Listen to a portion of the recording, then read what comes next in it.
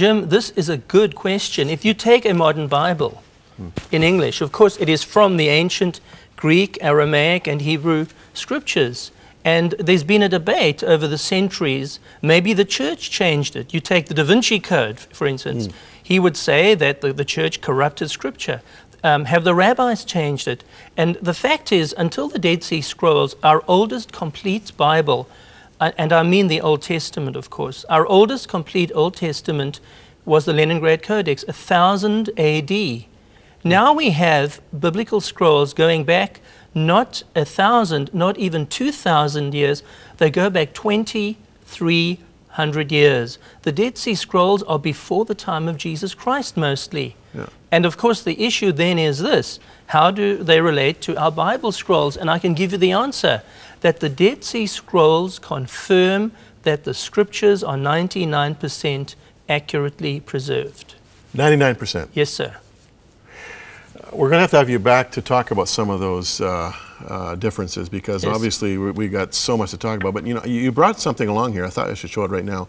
This is a kind of a model or replica of one of the containers. What would you call that? A pot? What would you call that? These would be the jars. A jar. You call that a jar, even though it's made out of clay. And you see the distinctive lid. The lid actually shows the you lid here, yeah, that this is a Qumran jar. Oh, it's called a Qumran jar. Distinctive style.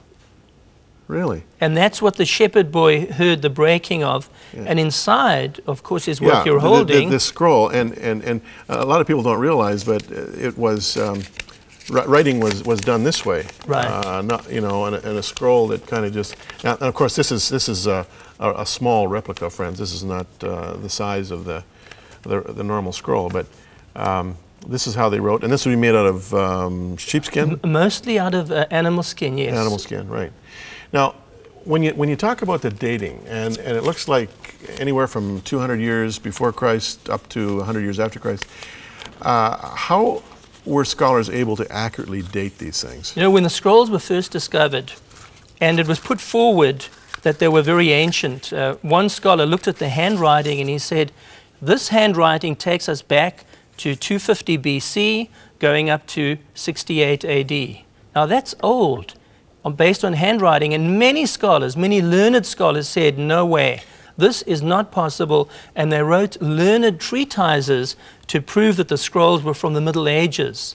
And it's only in the last 50 years or so that a lot of carbon-14 dating has been done on the Dead Sea Scrolls, and the carbon-14 dating process actually confirms that the Dead Sea Scrolls really are ancient. Now, you mentioned in your book, and I found this fascinating, I didn't realize this until reading your book, that when it came to the carbon-14 dating, there was a problem, kind of some strange readings, because the scholars in the early 50s tried to clean them up a bit with a little bit of oil, right? Yes, to make them easier to read. Yes. And the oil contained carbon, and this threw off the carbon-14 process. Right. Even a fingerprint can throw it off. Yeah. You know, it's fascinating, this whole question of science and the Dead Sea Scrolls. The very year that carbon-14 was invented by J.W. Libby, I believe it was 1948. Isn't that interesting?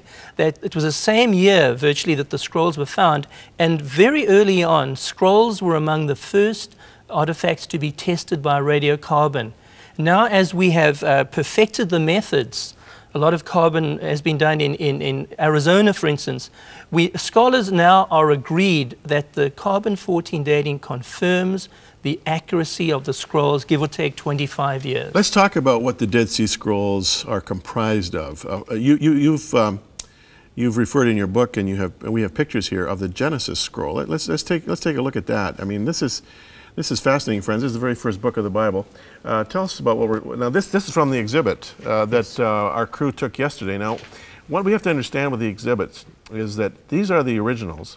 They got to be protected, right? They're under very low lighting. Low light with humidity controlled. Humidity controlled with also kind of a filtered glass, so they don't look as stunning when you visit it.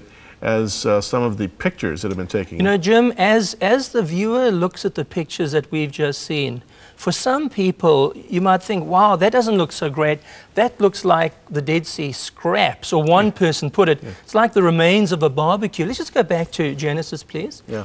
Looks like the remains of a barbecue. But if you look at that picture, there is the oldest copy of Genesis that we have. Here we are, before Christ, we have scriptures that were already growing old in the days of Jesus Christ.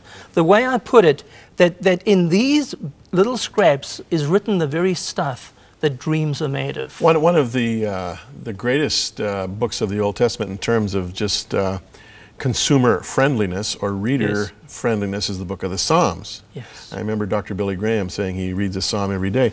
Now here's some of the scrolls of the Psalms. Again, this is taken at the ROM, but tell us about this. This is one of the Psalm scrolls found in Cave 4. The Psalms was the favorite book at Qumran. There were 36 manuscripts of the Psalms. It was the favorite book of the Essenes who lived at Qumran, and it was the favorite book of the early Christians. Here is a beautiful picture of the great Psalm scroll from Cave 11. I did my PhD dissertation on the Psalms, and I tell you, it is a most wonderful treasure, the Psalm scrolls that we do find at Qumran. They confirm much about the book of Psalms that we know, but there are even some missing verses that are in the Psalm scrolls that are now back in our Bibles.